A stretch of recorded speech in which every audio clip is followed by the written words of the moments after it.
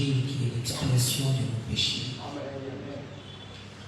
Cet évangile qui a en lui la même puissance que la parole de Dieu quand elle a été prononcée au commencement de la création.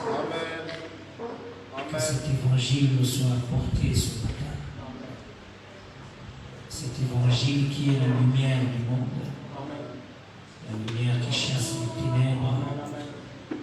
Nous prions que cet évangile nous envahisse et que cet évangile nous soit donné de la part de Dieu et que nous partions d'ici avec les effets de cet évangile dans nos vies pour la gloire de ton nom. Alors il n'y a que toi qui peux le faire.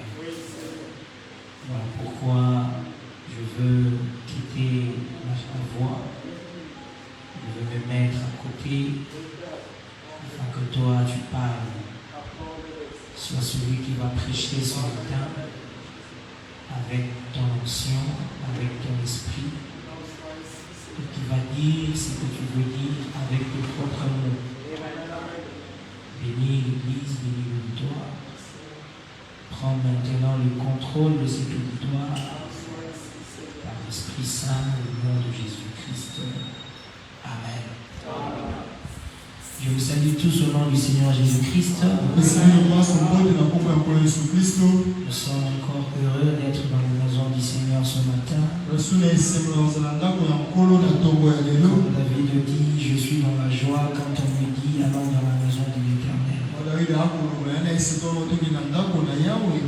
Alors ce matin, c'est un merveilleux moment pour nous que d'être dans la maison de l'Éternel. Alors pendant que nous sommes debout, nous ouvrons nos Bibles dans Jean chapitre 3. Nous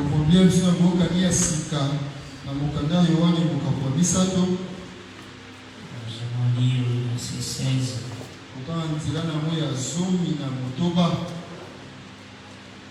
Jean 3, 16.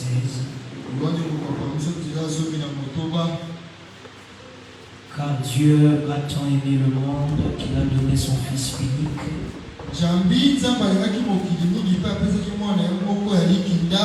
afin que quiconque croit en lui ne périsse point, mais qu'il ait la vie éternelle.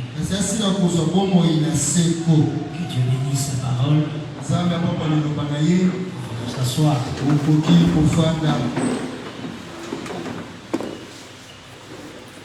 Ce passage biblique,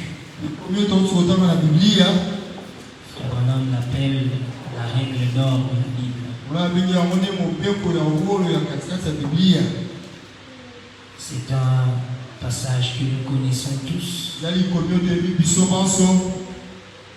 que même ceux qui ne viennent pas à l'église connaissent, parce que chacun a entendu parler de ce verset. Et la Bible dit, celui qui entend ma parole a reçu la vie éternelle. Et Frère Branham dit, entendre veut dire comprendre. Parce que n'importe quel ivrogne, Frère Branham, il peut entendre la parole. N'importe quel ivrogne, il peut répéter n'importe quel passage de l'Écriture.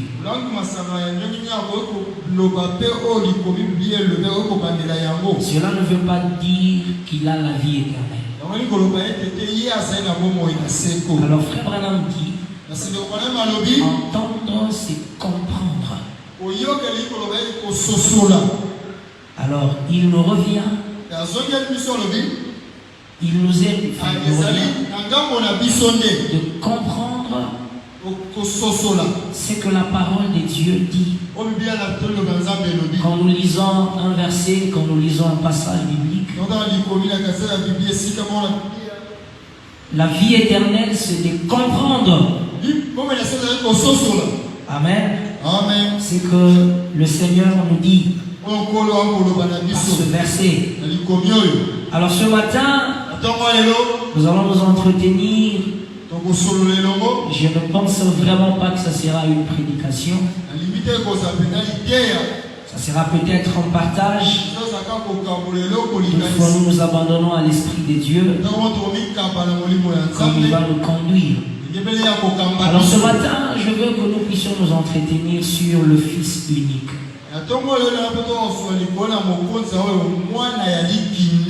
La Bible dit, car Dieu a tant aimé le monde qu'il a donné son Fils unique. C'est-à-dire que quand Dieu a donné, il doit y avoir quelqu'un qui reçoit ce que Dieu a donné. Afin que quiconque croit en lui ne périsse point, mais qu'il ait la vie éternelle. C'est-à-dire que ce que Dieu a donné, c'est vraiment quelque chose que vous possédez.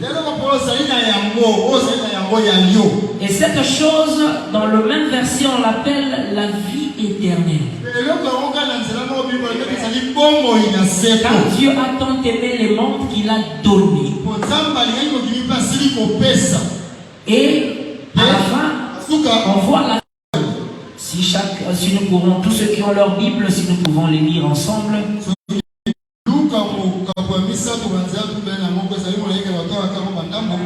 Le verset 23 de Luc chapitre 3 dit ceci.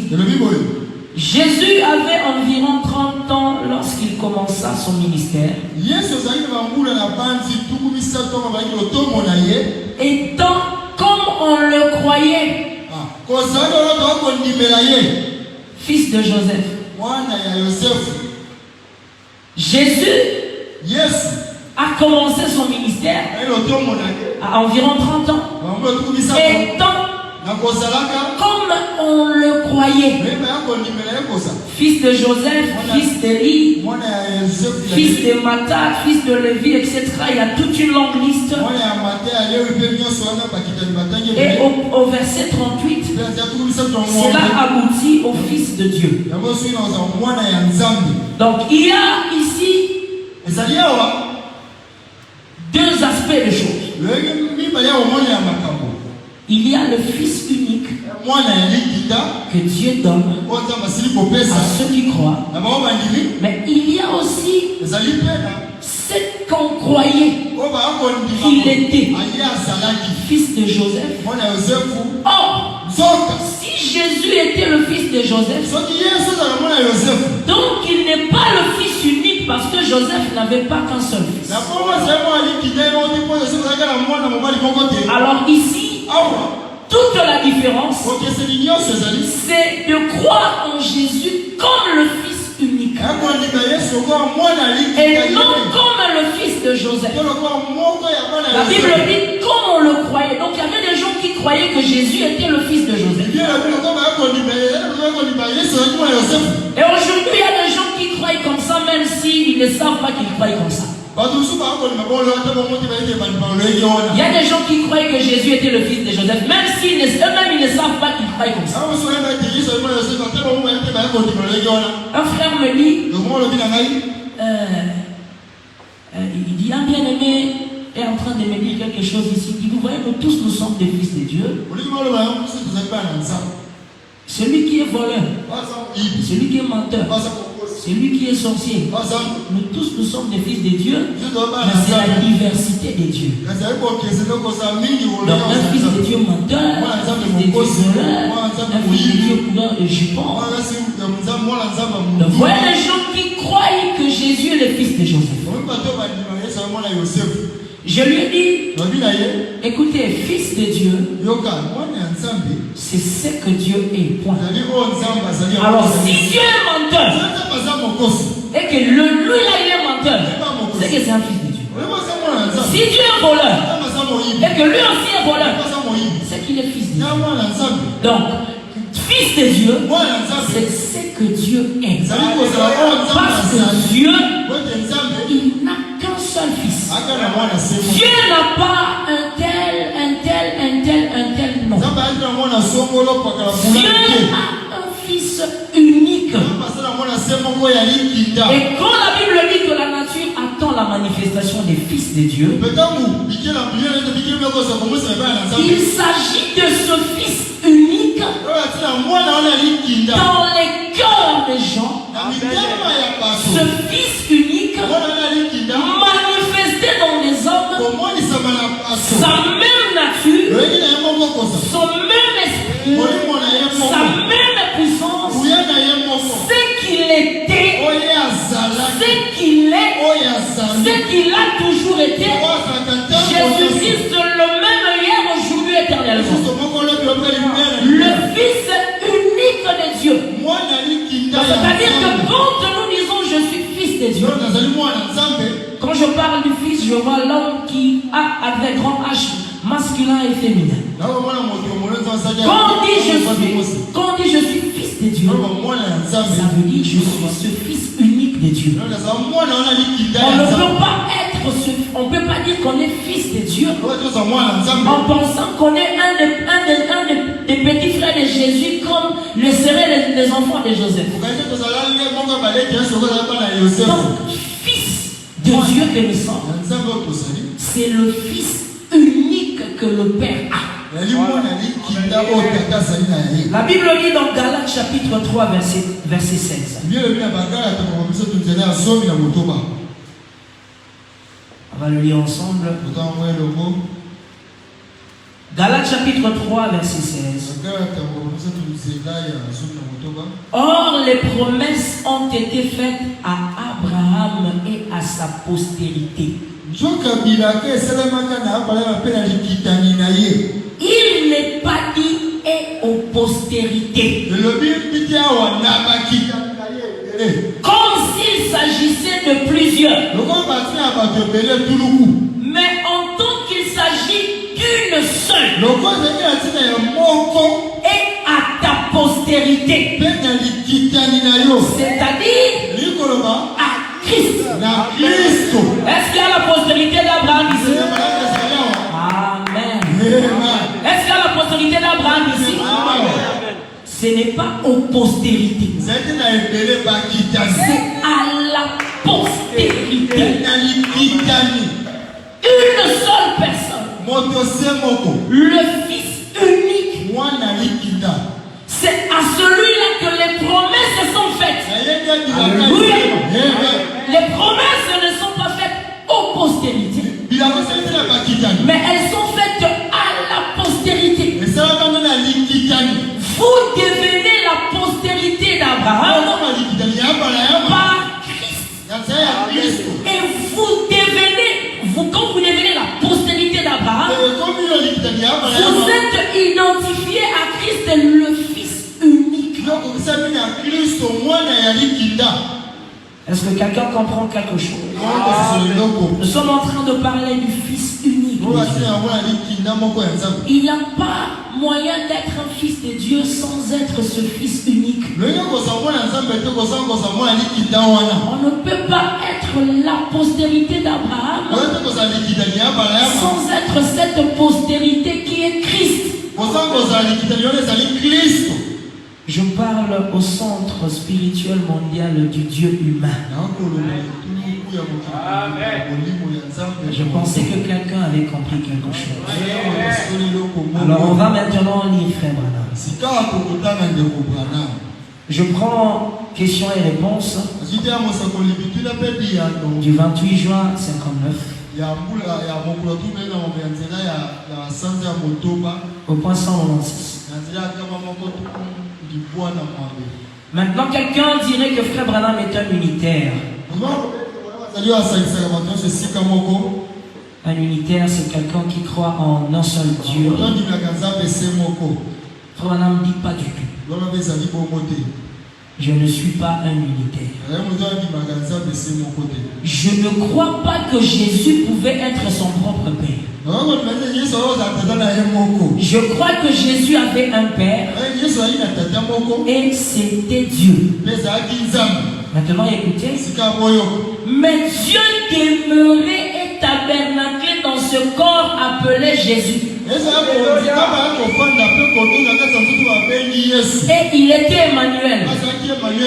Dieu avec nous. Donc, ce qui faisait de lui ce fils unique, c'était le fait que Dieu le Père habitait et tabernaclé dans ce corps appelé Jésus. Alors il était Emmanuel, Dieu avec nous. Abraham dit, et il n'y a pas de Dieu en dehors de ce Dieu-là. Il n'y a pas de Dieu en dehors de ce Dieu-là. Si tu dis que moi je suis Dieu humain, il n'y a pas de Dieu en dehors de ce Dieu-là. Quel Dieu? Jésus-Christ, en qui tabernaclait, en qui habitait le Père. Je continue. Frère Branham dit, dans le message Hébreux chapitre 4. Non, avant d'aller là-bas, je prends d'abord l'aveugle Bartimée. Au point 50. Écoutez bien ceci. Eh bien, nous avons l'esprit avec mesure. Soyez vraiment attentifs parce que c'est ici que je veux vraiment m'accrocher à une pensée. Nous avons l'esprit avec mesure. Lui, il avait sans mesure. Amen. La plénitude de Dieu habitait corporellement dans le Fils de Dieu.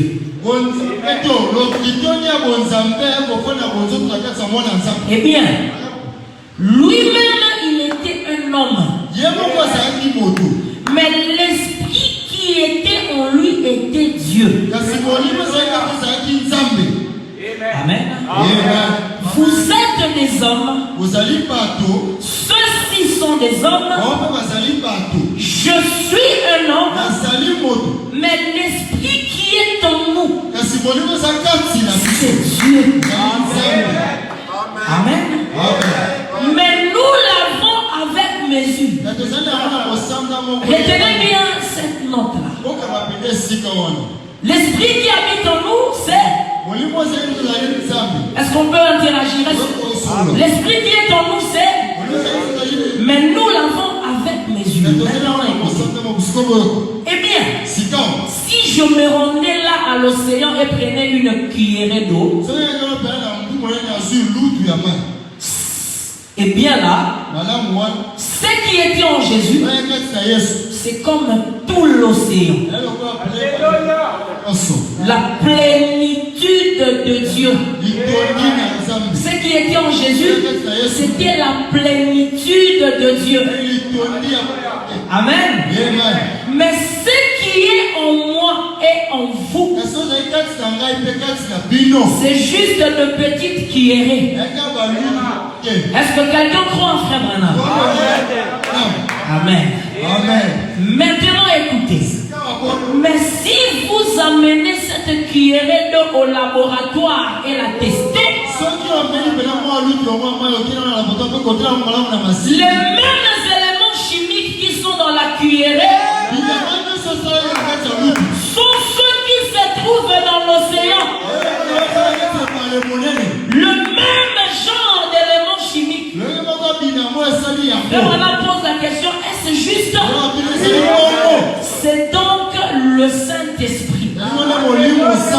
Le même Saint-Esprit. Amen. Frère Branham dit, et avec, maintenant écoutez, avec ma cuillerée, avec votre cuillerée, avec leur cuillerée, tout cela réuni, nous pouvons faire des choses pour Dieu si nous laissons cela couler ensemble. Maintenant écoutez, cela amènera la présence de Dieu. Si Si nous mettons nos cuillerées ensemble, cela amènera la présence de Dieu. Cette présence-là, ce n'est pas une présence en partie, c'est la plénitude de Dieu. Maintenant, je veux vous poser la question. Je vais nous poser la question.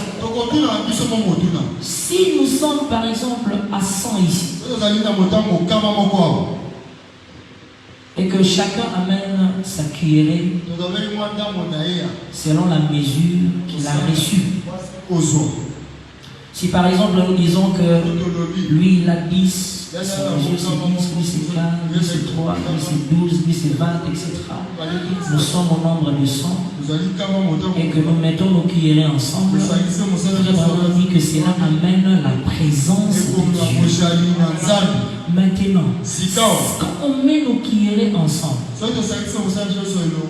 est-ce que nos cuillerées ensemble, si on doit aller en termes de la mesure que chacun a, est-ce que cela peut former l'infini que Dieu est? Ça c'est une question que je voudrais nous poser, que je me suis posée aussi. Si notre mesure est limitée à un niveau, même si on se rassemble à 1 million, nous aurons une limite quand on va compter. Est-ce que quelqu'un comprend ça? Même si nous sommes à 2 milliards, si chacun a une mesure, quand on fera la sommation, on sera limité quelque part. Or, quand nous mettons nos cuillerées ensemble, cela amène la présence de Dieu. Oh, Dieu est illimité. Dieu est infini. Qu'est-ce que cela veut dire? Oh mon Dieu. Nous avons lu Frère Madame qui dit qu'en Jésus habitait la plénitude de la divinité. Est-ce que quelqu'un croit cela? Maintenant prenons Jean chapitre 14. Verset 23.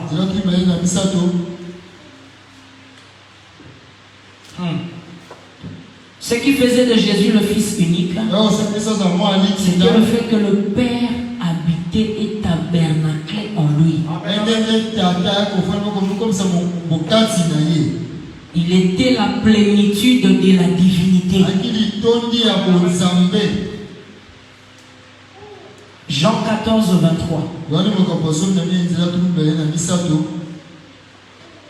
Jésus lui répondit: si quelqu'un m'aime, il gardera ma parole et mon Père l'aimera.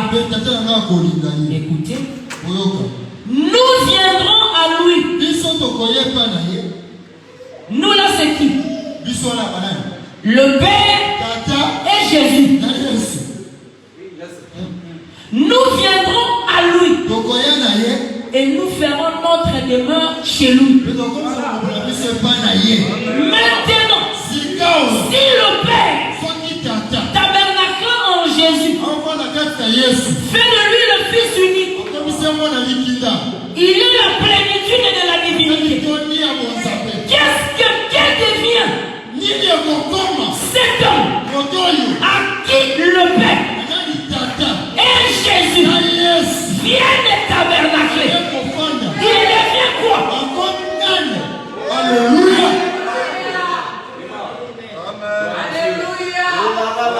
Ce n'est pas moi, c'est la Bible.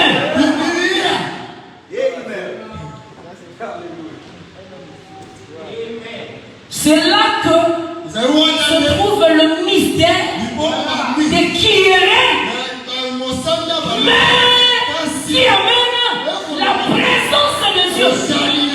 Pourquoi? Alléluia.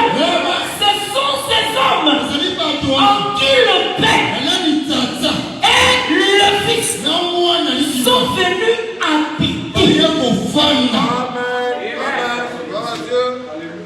Amen.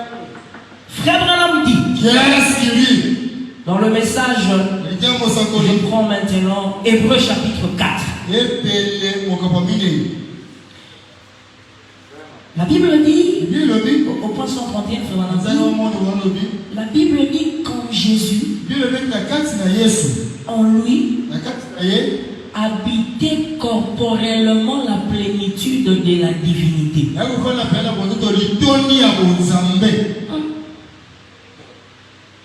Bien aimé. Voyons d'abord bien cette phrase. Frère Branham dit en Jésus a habité. Il n'a pas dit habite. Quelqu'un ici? Il n'a pas dit habite. Il dit habiter. Au passé.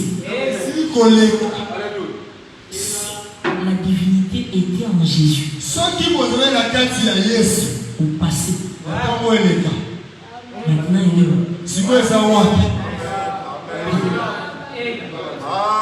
Parce qu'elle habitait.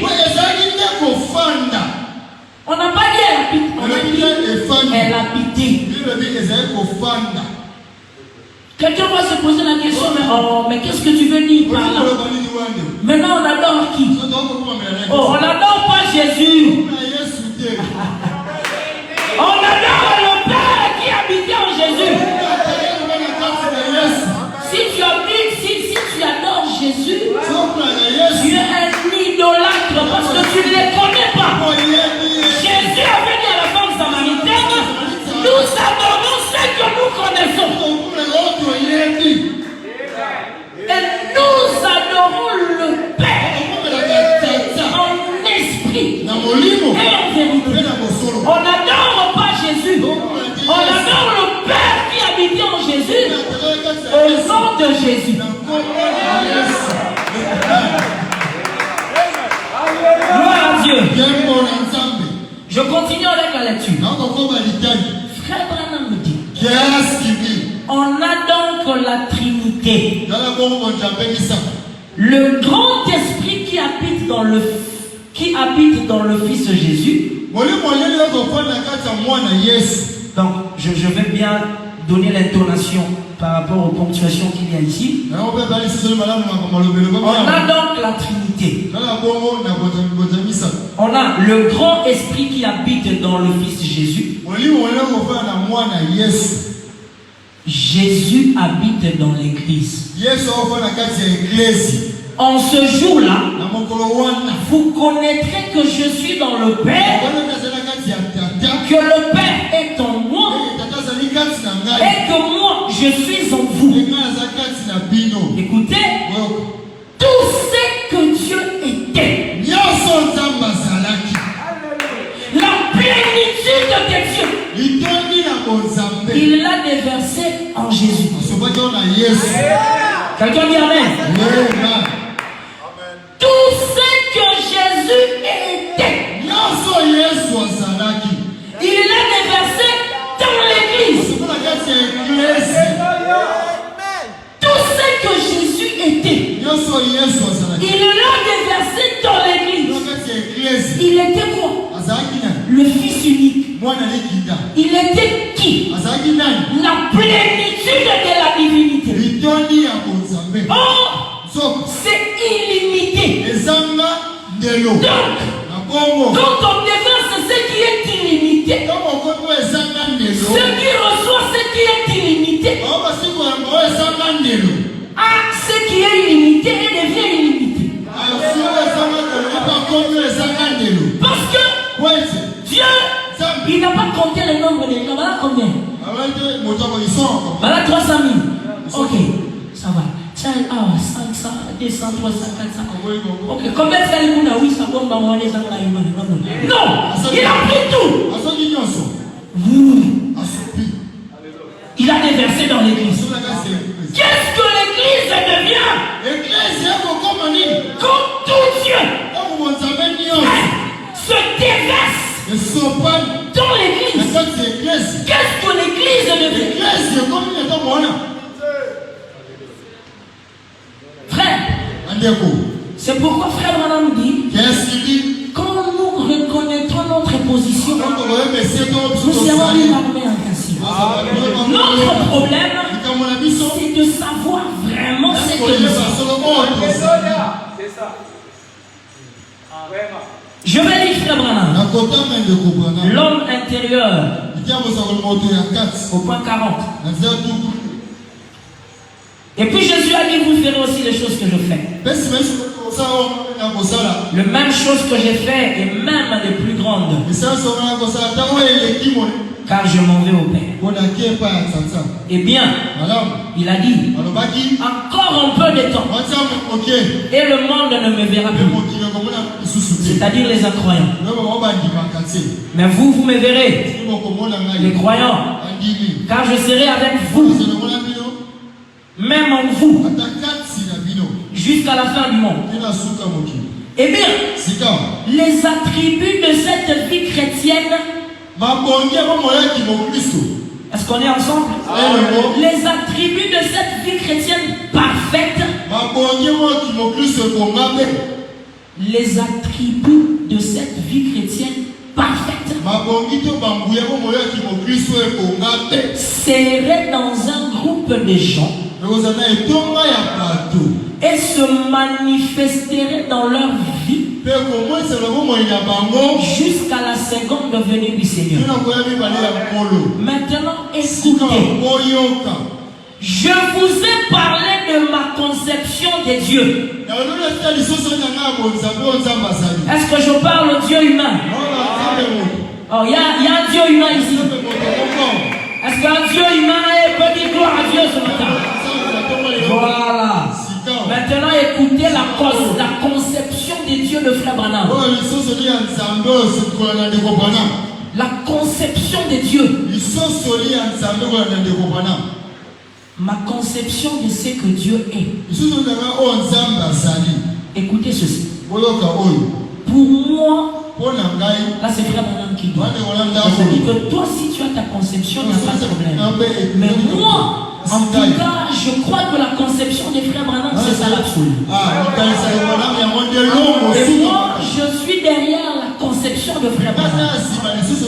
La conception de Frère Branham de qui est Dieu. Il dit, pour moi, je crois que Dieu a toujours été un Dieu train. Un Dieu train. Dieu a toujours été un Dieu train. Christ, le Saint-Esprit de Dieu, est tout simplement comme une règle de 3 pieds. Donc, Frère Branham dit Christ est comme une règle. Admettons que ça c'est une règle. Ça 3 pieds. Maintenant, Frère Branham dit, eh bien, les 12 premiers pouces. Donc 3 pieds font 36 pouces. Donc un pied fait 12 pouces. Et Frère Branham dit les 12 premiers pouces. Donc comme vous pouvez, dans votre imagination, vous pouvez prendre ce machin comme une règle qu'on divise par 3.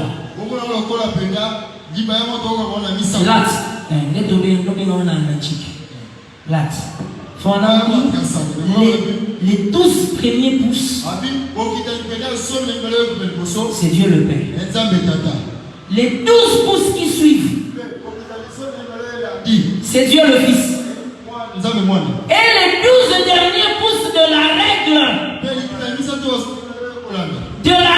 entière, c'est Dieu le Saint-Esprit. Maintenant écoutez.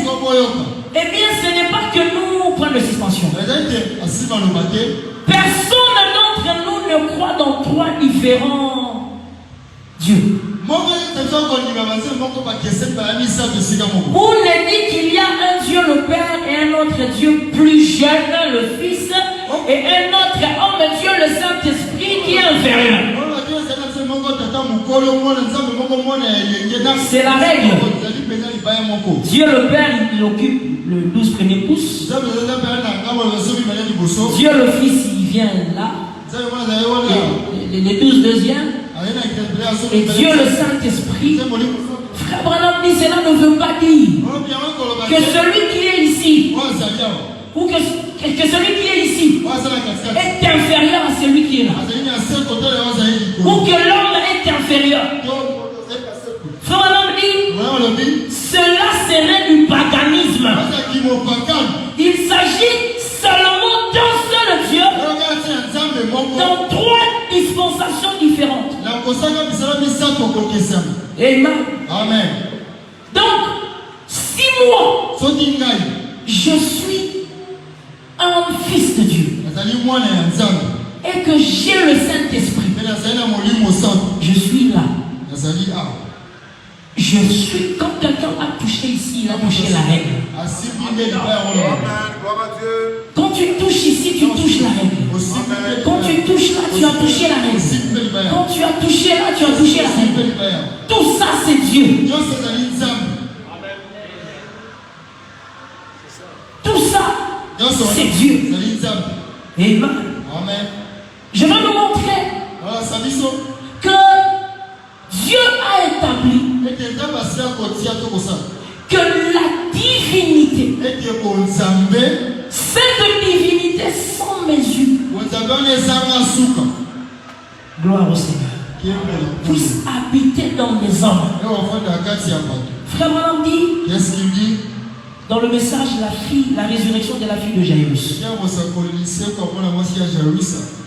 au point 40. Or Jésus a dit, vous ferez aussi les œuvres que je fais. Vous en ferez davantage car je m'en vais au Père.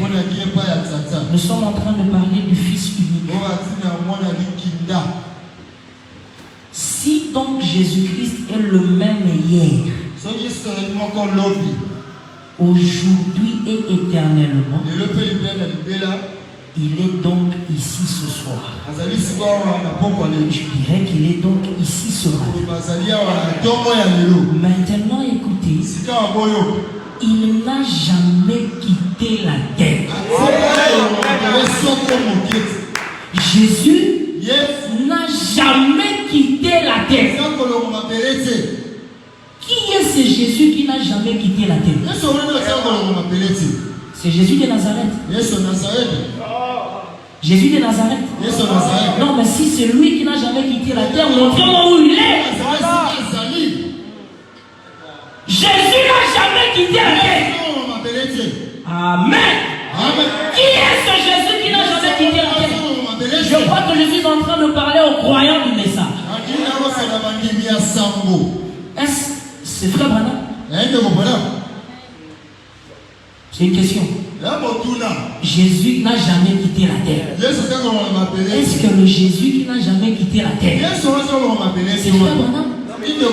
Si c'est lui, donnez-moi le programme de sa prochaine campagne et je vais y aller. Jésus n'a jamais quitté la terre. Alors qui est ce Jésus qui n'a jamais quitté la terre? Alléluia. C'est ce Fils unique, celui qui habitait en Jésus, qui était venu dans la dispensation du Fils, le même hier, aujourd'hui et éternellement. Le Jésus qui habitait en Jésus, le Père que nous adorons, celui de qui Jésus disait, moi et le Père, nous sommes un. Alléluia. C'est ce Jésus dont nous avons lu dans Jean 14, 23, qui dit, celui qui garde mes commandements, moi et mon Père, nous viendrons, nous ferons notre demeure chez lui. Alors si chez toi, c'est sur la terre, donc tu es encore sur terre, donc Jésus n'a jamais quitté la terre. Le Jésus qui n'a jamais quitté la terre, C'est le croyant. Yes. Le Jésus qui n'a jamais quitté la terre. C'est le croyant. Quand Dieu a tant aimé les mondes, qu'il a donné son Fils unique, afin que quiconque croit ne périsse point, mais qu'il ait la vie éternelle. Pour ceux qui croyaient qu'il était fils de Joseph, désolé. Quand tu vois Jésus en dehors de toi, tu penses qu'il est fils de Joseph. Désolé. Et ce Jésus, en lui, habitait la plénitude de la divinité. Maintenant, je vais prendre Éphésiens chapitre 3. Du verset 14 au verset 21.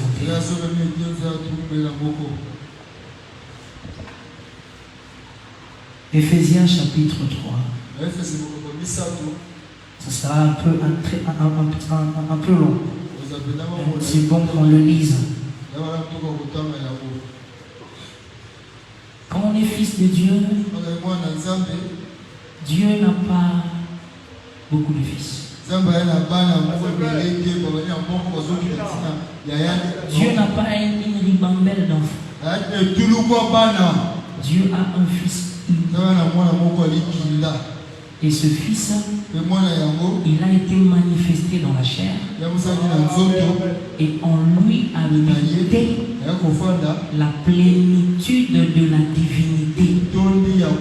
Et il avait promis que je serai avec vous, et même en vous.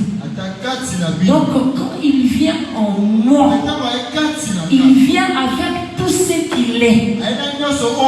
Abraham me dit, Abraham me dit, tout ce qui était en Christ, il l'a déversé dans son église.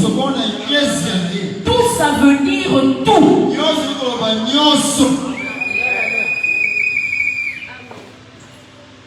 Éphésiens 3, 14 à 21.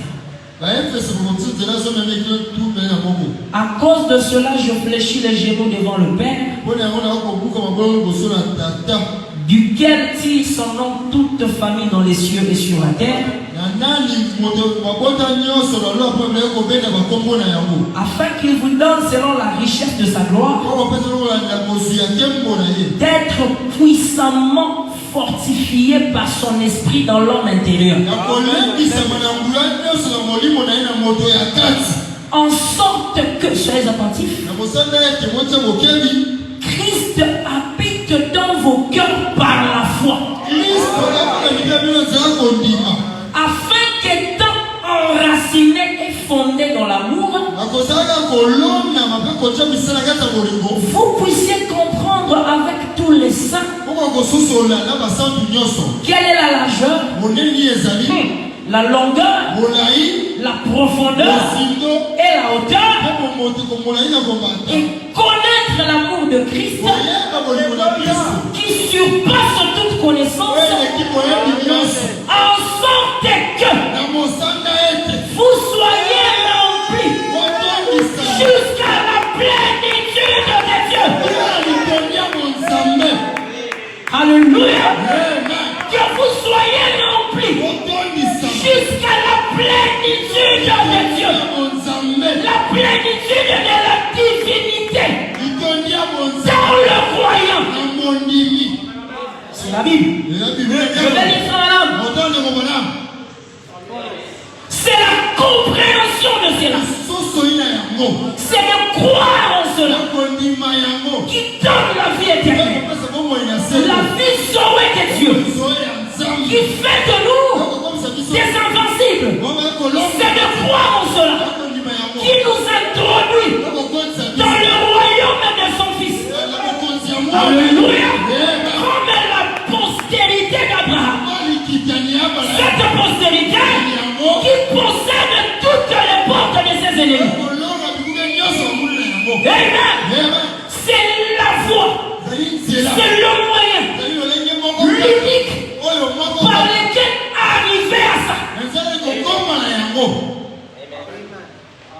Alléluia. Amen. Frère Branham dit. Qu'est-ce qu'il dit? Dans le Messie. Il était à le Messie. Au point 29. Et un de ces jours, quand ce corps sera ressuscité, j'espère qu'avant ce moment-là, Dieu pourra s'emparer d'un groupe de gens qui manifestera sa puissance dans toute sa pleine mesure. Ce n'est plus le temps de séparer Dieu de séparer l'homme de Dieu. Ce n'est plus le temps de placer l'homme en dessous de Dieu. David dans son temps, selon la connaissance qu'il avait, il a dit, l'homme est de peu inférieur à Dieu. De peu inférieur à Dieu. Mais quand Dieu prend la chair de l'homme et qu'il descend sur la terre, il nous dit, en ce jour-là, vous connaîtrez que je suis dans le Père, le Père en moi, moi en vous. Et Jésus dans la prière sacerdotale, il dit, Père, je veux qu'il soit un avec nous, comme je suis un avec toi. C'est-à-dire que Jésus est venu, il avait la plénitude de la divinité pour réconcilier l'homme avec Dieu. Et ce n'était pas une réconciliation de bon voisinage. Ce n'est pas une réconciliation de bon voisinage. C'est la réconciliation de l'unité entre Dieu et l'homme selon l'origine de l'homme. C'est quoi l'origine de l'homme? Créons l'homme à notre image et selon notre ressemblance. L'homme, le représentant de Dieu sur la terre. Frère Branham dit, l'homme était dans une communion parfaite avec Dieu. À telle enseigne qu'il dominait sur tout. Rien ne pouvait dépasser l'homme. Il était au-dessus de tout. Il commandait tout. Alléluia. Et c'est cette communion que Jésus est venu restaurer en réconciliant l'homme afin que Dieu, en vue de la position que l'homme occupait avant la chute. Ce n'est pas une réconciliation de bon voisinage. Devant un ensemble de bien. Devant un bien. Devant un bien. Jésus dit, Père, qu'il soit. Je prie que là où je suis, qu'ils y soient. Il est où? Lui, il est dans la 7e dimension. Maintenant, il prie que là où il est, nous y soyons aussi. Dans quelles conditions? C'est dans l'âme. Une âme dont la communion est restaurée avec Dieu. Cette âme-là, c'est la lumière. Alléluia. Sorti de Dieu au commencement, l'âme de l'homme qui est Dieu, le Saint-Esprit. Ce n'est pas quelque chose d'inférieur à Dieu, c'est Dieu. Alléluia. Aujourd'hui, le dessein de Dieu, c'est la restauration de la divinité, de la plénitude de la divinité à l'homme.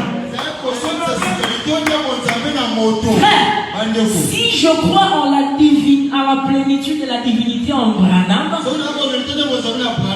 et que je m'arrête là, Je suis perdu. Alléluia. Parce que frère Abraham me dit, Qu'est-ce qu'il dit? Jésus condamnait les pharisiens parce qu'ils croyaient en Dieu jusqu'à un certain point.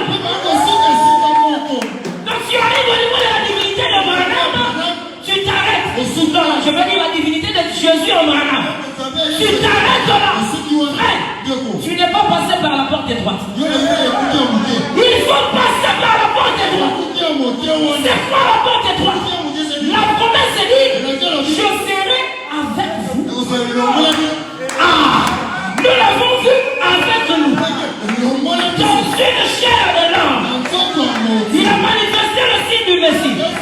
Mais ça ne s'arrête pas là. On ne s'arrête pas à ce point-là. Je serai avec vous. Et même en vous. Et quand il vient en nous, il est dit, Keba. Oh, il est trace. Diminue. Kata, on nous amène dans Kata. Non, frère. Non. Tout ce que Dieu était en Christ. Tout ce que Christ était.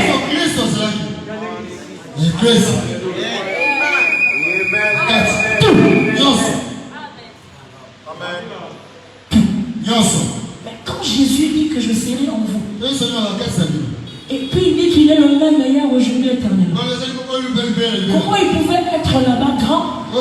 Et puis quand il vient, il veut venir chez moi à Koutoli. Ah non, moi je ne fais pas ça. C'est pas possible. C'est pas ce qu'il a dit. Ah oui? Ah my God. Frère Branham dit, Qu'est-ce qu'il dit? je crois que Dieu va s'emparer d'un groupe de gens qui manifesteront sa puissance dans toute sa pleine mesure. Je vais vous dire quelque chose avec mon cœur, mes frères et sœurs. Ma prière de tous les jours, c'est là. Vous savez, nous devons connaître c'est quoi notre promesse.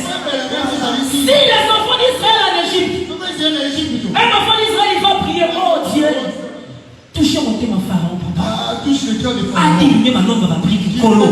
Oh, Yesu, tata on a peut-être une fille, nous avons Sunga et Penzabe, quand quelqu'un prie comme ça, il ne connaît pas sa promesse, Dieu le regarde, il s'en va. Celui qui connaît la promesse, quand il vient prier, Seigneur, tu avais promis un libérateur. Tu avais dit que ton peuple sera dans l'esclavage. Mais 400 ans plus tard, ils vont sortir. Où est le libérateur? Chauffe le libérateur. Quand je m'achète pour prier, ce n'est pas en Dieu, en paix, dans ma passinanga. Mon frère, Seigneur, tu lui as dit, je suis comme toi. C'est moi qui ai ces choses qui doivent souffrir comme ça. Tu lui as dit, je suis Dieu. C'est moi qui ai ce Dieu qui va dans le niveau. Chacun a l'identité. Chacun sait que tu as dit que je suis. Il y a quelqu'un qui connaît la promesse. Et qui prie bien. Vous priez, vous demandez, vous ne recevez pas. Parce que vous ne savez pas. Et mon peuple périt. Faute de connaissance. On ne connaît pas qui on est. Quand Dieu dit, demandez des grandes choses, ce n'est pas ça la famille Satan. Non.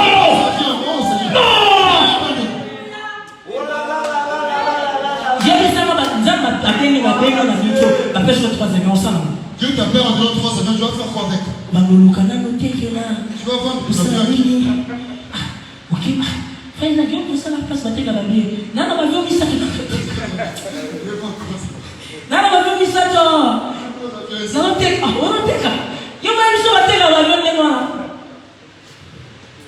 Demandez les grandes choses. Il faut savoir qu'est-ce qui est grand. Qu'est-ce qui est grand? Alléluia. Un jour. Alléluia. était dans le désert avec son fils qui se mourait de soif. La cour de l'eau qu'Abraham avait donnée à Agar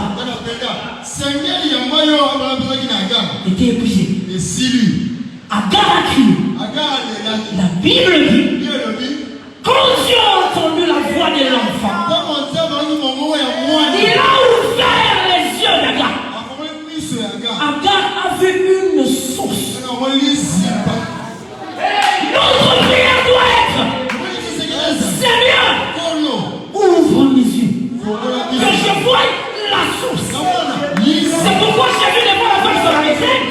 Il a dit, lentement je te donnerai. Deviendra en toi une source qui jaillira jusqu'à la vie éternelle. Il y a des choses, quand Dieu te donne, tu ne reviendras plus pour demander certaines choses. Il y a des choses, quand tu as ça, tu as tout. C'est fini. Il y a des choses qui ne reviendront plus dans ta vie. C'est pourquoi ce qu'il faut demander, c'est la promesse qui t'est faite. Ne perdons pas l'énergie à se battre avec le péché. Oh, non. Tu te bats avec le péché. Tu te bats en tant que qui? Il y a quelqu'un qui a déjà vaincu le péché. Il connaît comment vaincre le péché. Dis-lui, Père, je crois en ta parole. Maintenant tu as dit, celui qui croit, tu viendras. Et toi, et ton Père, vous allez faire votre demeure chez lui. Seigneur, je t'ai préparé la maison. Ce que tu dois faire, c'est de préparer la maison pour qu'il vienne habiter. Et quand il vient habiter, il est la postérité d'Abraham. Et toutes les portes seront vaincues par la postérité d'Abraham. Et quand la postérité d'Abraham vient en toi, le Fils unique de Dieu, tu deviens invincible. C'est invincible. Tu deviens toi-même la postérité d'Abraham. Voilà le Fils unique.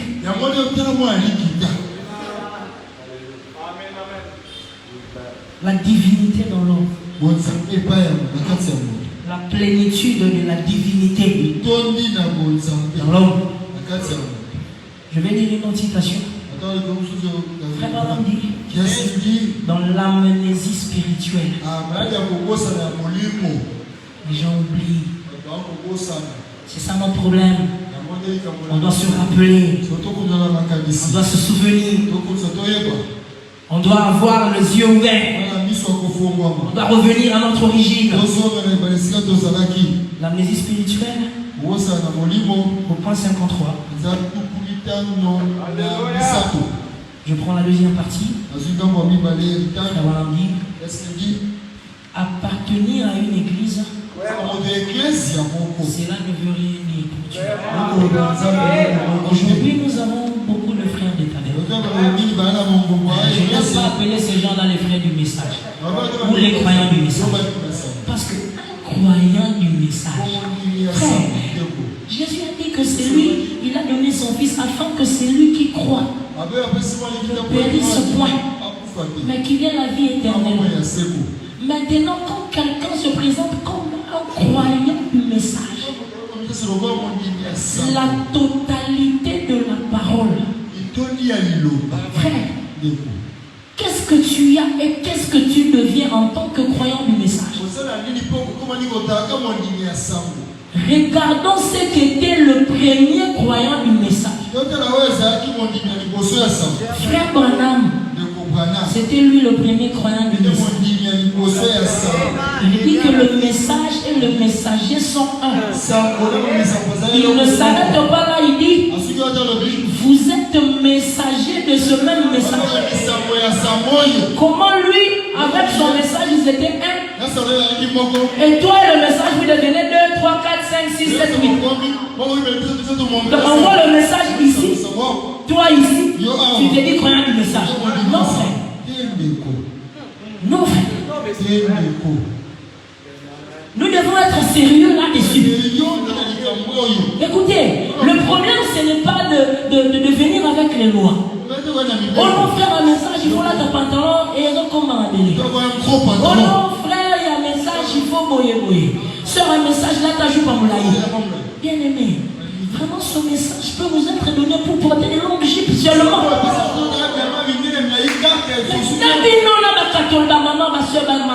Où est la différence? Si le message ne consiste qu'en cela, si le message c'est seulement pour guérir les malades, etc., quelle différence avec les pentecôtistes? Le message, c'est un être. Le message, c'est une puissance. Le message, c'est la plus haute hiérarchie spirituelle. Écoute, quand quelqu'un dit je suis croyant du message, le diable va faire hey. Ah oui. Nous avons entendu qu'il y a des gens qui sont dans des loges. Écoutez, il y a des gens qui disent on y va toi là. Quel père on a au Damelo? Prennent le sang humain. Mange les viandes des êtres humains. Ah, écoutez, frère Manam dit que le diable n'a rien créé. Il pervertit ce que Dieu a créé. Il est le premier à manger la chair de bois. C'est pas Jésus. Amen. Quand tu ouvres un enfant, prie maintenant béni. Quand tu ouvres un adulte, ouvre maintenant les combats famille. Aujourd'hui, grandement en danger. Mais écoutez, c'est lui dont nous bouffons la chair et nous bouffons le sang.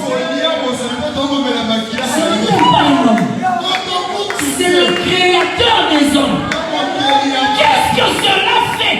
Ces hommes-là qui bouffent la chair du Fils de l'homme. Il devient de quoi? Je vous rappelle que le diable a imité et a perverti ce que Dieu fait. Si il bouffe des sangs, c'est le père de soit filié au bébé.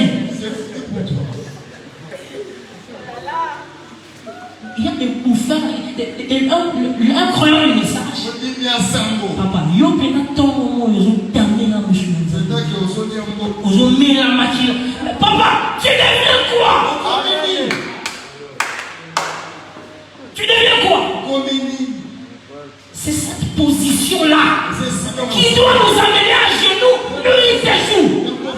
Quand tu commences à prier pour ça, frère, il y a des choses pour lesquelles tu ne vas même plus prier. Ça partira de soi. Hey. Je parle du Fils unique. Alléluia. Amen. Frère Madame dit, Yes. dans l'amnésie spirituelle, appartenir à une église, cela ne veut rien dire pour Dieu. Oh non, moi je suis frère du message. Quel frère du message? On dit ça, ça dit rien. Vous devez être des fils et des filles de Dieu. Vous devez naître de Dieu. Et Dieu est la parole. Frère on dit, lorsque je suis devenu une partie de mon Père, je suis devenu tout mon Père. Lorsque vous devenez une partie de Dieu, vous devenez Dieu dans la plénitude. Le Fils unique dont je parle, c'est Dieu dans la plénitude. Si un croyant ici, il devient Dieu dans la plénitude. Parce qu'il n'y a pas de petite partie faible en Dieu.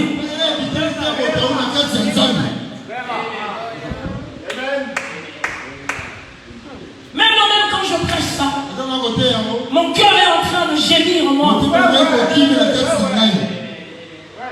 Je dis Seigneur, je dois voir ça. Amen. Quand je deviens une partie de Dieu, je deviens Dieu dans la plénitude. Ah, bien aimé, est-ce qu'on comprend ça?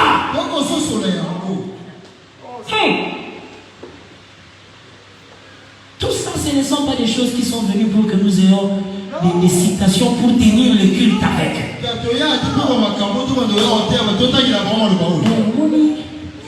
Message au il faut le camarade belé et ça va belé pour ce par contre l'église va nous mettre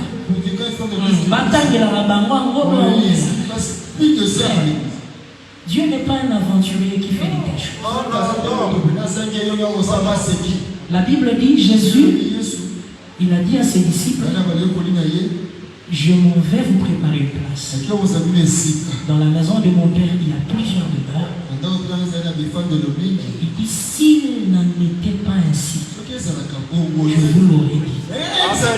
Si dans ma maison, il n'y avait pas plusieurs demeures, j'allais vous dire, écoutez mes petits, bon, on va vous savoir l'autre.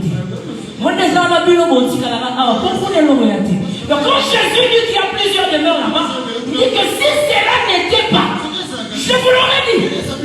Qui a dit à Dieu de déclarer toutes ces choses? Qui a demandé? Qui? Il l'a dit parce que ça existait, c'est vrai.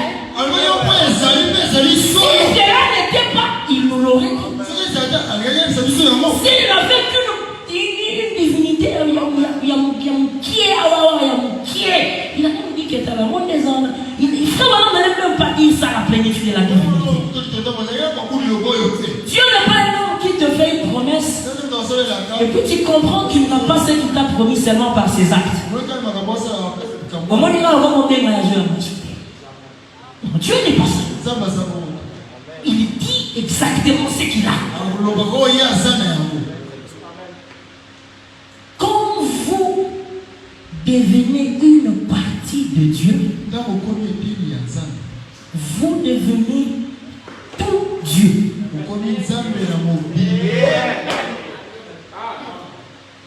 Il n'y a pas un autre fils en dehors du Fils unique de Dieu. Être croyant aujourd'hui, c'est être la réincarnation de Jésus.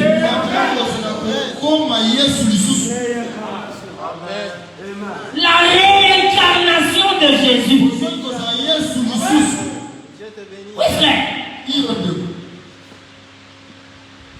Nous nous sommes parfois habitués à aller à l'église. Maudit. Ok. Bien. Mais qu'est-ce que nous devenons après maudit? C'est ça ce qui est important. Si c'est que j'ai n'est pas différent de ce que les autres ont. Moi je dis que si moi j'avais seulement remarqué que dans ce message, il n'y a que la théorie, j'allais pas être ici. J'allais pas être là. Et nous les croyants, nous ne devons pas être naïfs. Ne pensons pas qu'on doit faire une faveur à Dieu en croyant ce Pierre a dit, mais attendez là. Je quitte ma femme, je quitte mon enfant. Tu sais combien de jours je suis en train de te suivre? Tu dis des choses en croix. Tu dis des choses en croix. Moussa nous gagne la bateau. Nous gagne la sacrificateur. Réputation, mais là, ma débat, plus auto-réputation et débat. On ne fait que te suivre. Je t'aime. Je t'aime.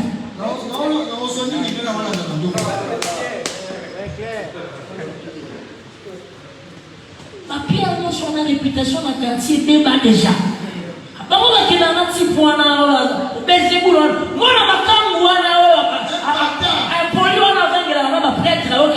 suis dans et puis avant de la banduma, au côté on a la banduma, au côté on a publié, mais pas si pour la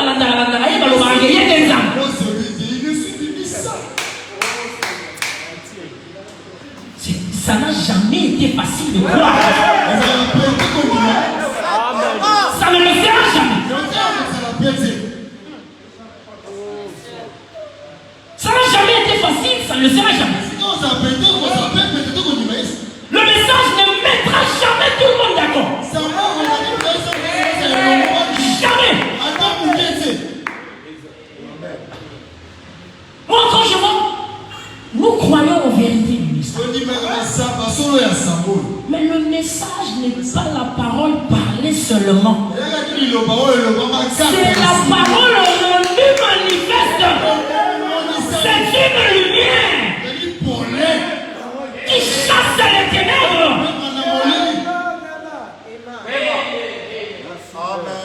Tout ce qui est du ténèbre ne cohabite pas avec le message. Moi, quand la pauvreté me frappe, c'est un ténèbre. La disette, c'est un ténèbre. Oui, sinon ça allait être bon. Parce que quand Dieu a créé la lumière, il a trouvé que c'était bon. Mais les ténèbres n'étaient pas bons. Gloire à Dieu. Je m'en vais atterrir en disant à quelqu'un que tu es le Fils unique. C'est ce que tu étais venu écouter ce matin. Car Dieu a tant aimé le monde qu'il a donné son Fils unique. Et le Fils unique donne la vie éternelle. Le Fils unique, c'est lui l'expiation pour le monde. Parce que tu es encore ici sur terre. C'est pourquoi Dieu ne frappe pas encore la terre. Parce que tu es l'expiation pour la terre. Tu es le Fils unique. Frère Branham raconte une histoire, je vais arrêter par là. Il dit, permettez-moi de vous raconter une histoire pour terminer. La grâce de Dieu est comme ceci. Il y avait une fois un roi puissant. Et ce roi puissant avait un fils. Et c'était son fils unique. Et un jour, un meurtrier tua ce garçon. Et les délégués parcoururent le royaume à la chasse de ce meurtrier. Ils le ramenèrent et le jetèrent en prison. Et après cela, le jugement fut prononcé. Et le verdict fut rendu. Oh, c'était terrible. Il avait assassiné le fils du roi. Il savait ce qui allait lui arriver. C'était le fils unique du roi. Il a assassiné le fils unique du roi. Il le mit dans la cellule du centre. Ils fermèrent les portes à clé. Ils y placèrent les cadenas. Et les gardes se tenaient autour. Nous connaissons en effet quel pire châtiment ce garçon allait subir pour avoir tué le fils du roi. L'unique fils que les gardes furent placés à toutes les entrées. On l'avait mis dans une cellule du centre sans vêtements, sans rien, sauf un bagne. Il était donc là dans cet état, mourant de faim. On ne lui donnait pas à manger.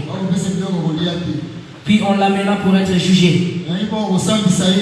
Sa culpabilité fut établie.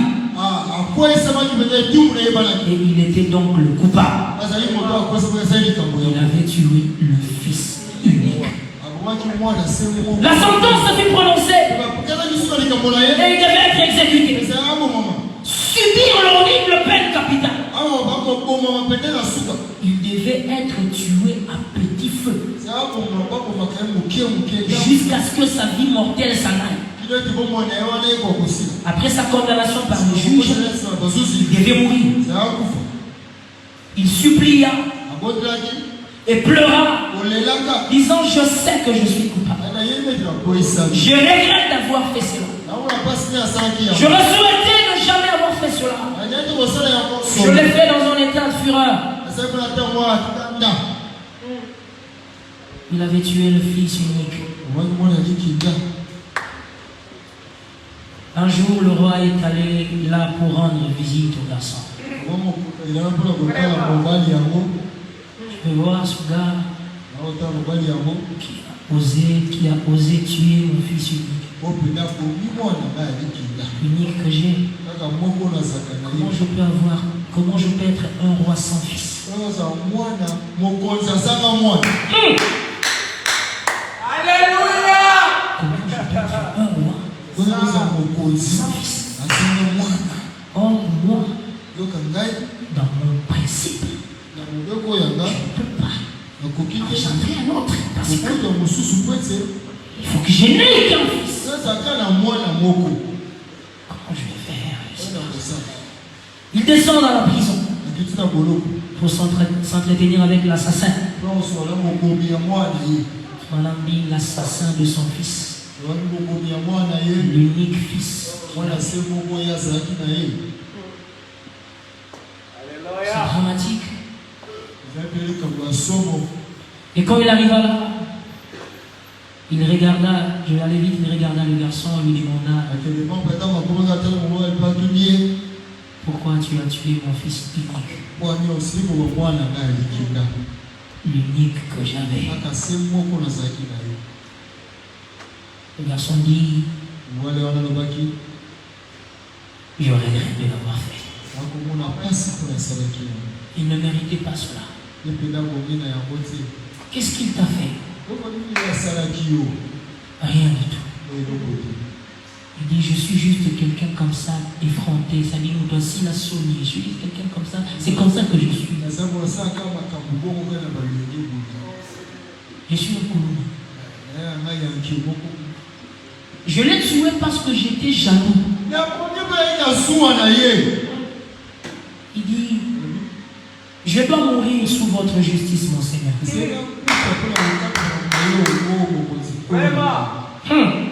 Je me rends compte que je mérite cela. Et si je pleure, c'est parce que je regrette ce que j'ai fait. Le roi a fait demi-tour et il est sorti. Toi, tu as tué le fils unique. Toi-même, tu es conscient que tu mérites la mort. Le roi, il va dans son bureau. Il dit: détruisez tous les procès-verbaux. Jetez-les dans la mer de l'oubli. Je vais lui envoyer une robe. Alléluia. Quelque temps après, une énorme limousine arriva à l'entrée. Alléluia. Après cela, un tapis fut déroulé jusqu'à la cellule de la prison. Le roi se tenait derrière la limousine. Alléluia. Il dit au brigand: viens mon fils. Alléluia. Comment le roi a appelé l'assassin mon fils? Qu'est-ce qui se passe? Et il mit le vêtement royal autour de ses épaules. Le roi lui a donné les mêmes honneurs qui revenaient au fils unique. Il n'a pas dit: comme toi tu as péché, bon, je vais te faire sortir, mais envoie-lui une moto. Non, frère, une limousine, un tapis rouge.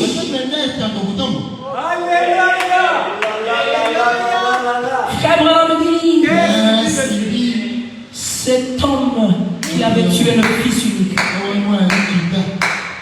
c'était moi. C'était vous. Le roi, quand il a appelé ce fils, ce brigand, il lui a dit: dès maintenant, tu deviens mon fils. Amen. Quoi? Pas, tu deviens mon fils. Mon fils unique. C'est tout. Il y a quelqu'un? Le fils unique de Dieu. C'est tout.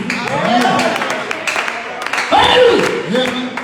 Afin que quiconque croit en lui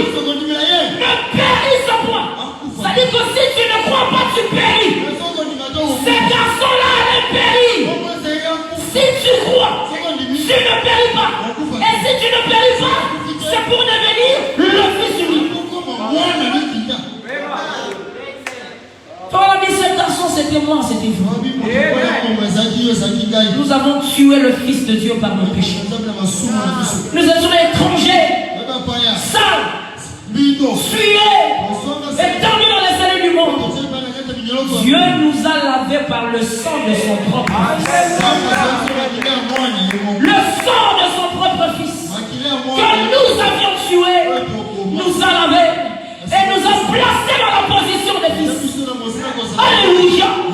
Ce brigand, le sang du Fils unique du roi qui l'avait tué, l'a lavé, lui a fait partir de la famille pauvre qu'il était à la famille royale comme un Fils unique du roi. Si un Fils unique du roi ici qui s'élève et qui loue le Seigneur. Alléluia. Alléluia. Que le diable ne te dise pas. Ces conduits-là ne te concernent pas. Toi, tu viens de tricher hier.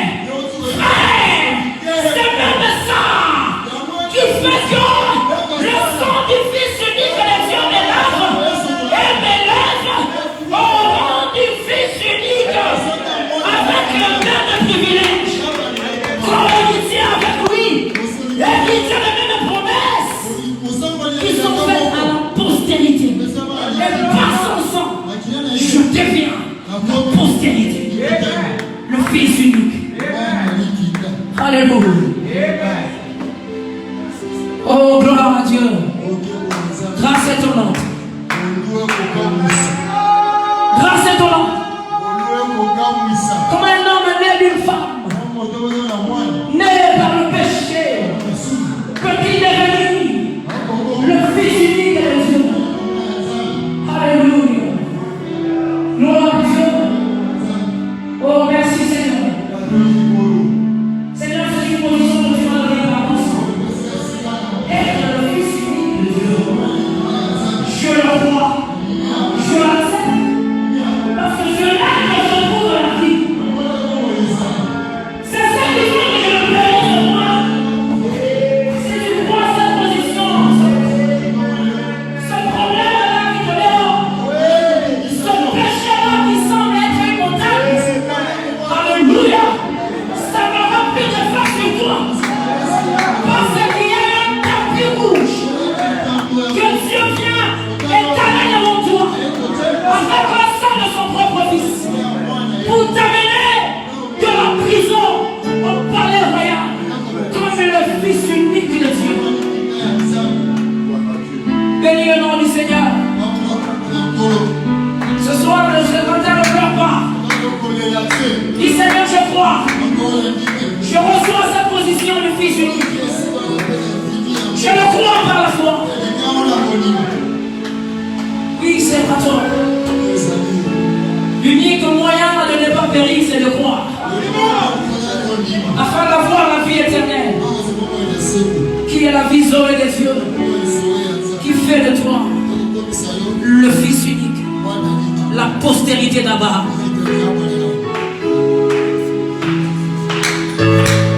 Merci Seigneur.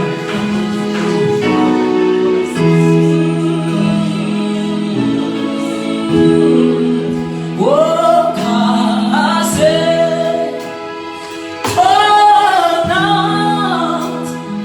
oh, quelle douce, amen, sauvera, alléluia.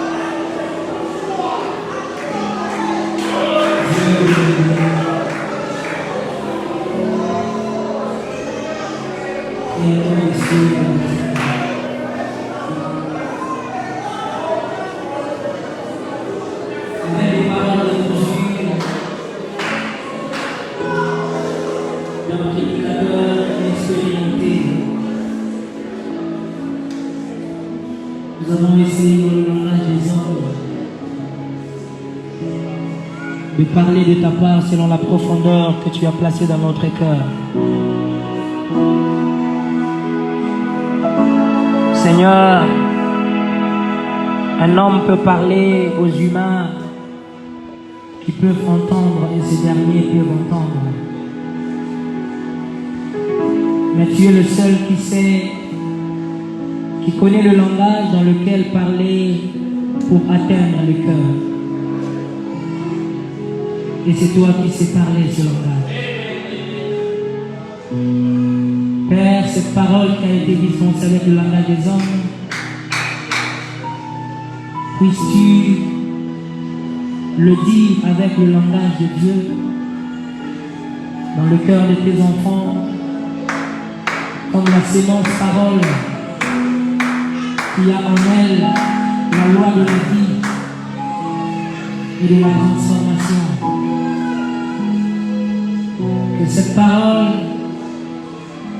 puisse être prononcée par toi dans les cœurs de tes enfants comme une lumière pour chasser les ténèbres. Que cette parole soit prononcée dans les cœurs de tes enfants dans l'autorité de la parole, afin qu'elle se reproduise selon son espèce. Qu'elle nous donne une forme et qu'elle nous remplisse.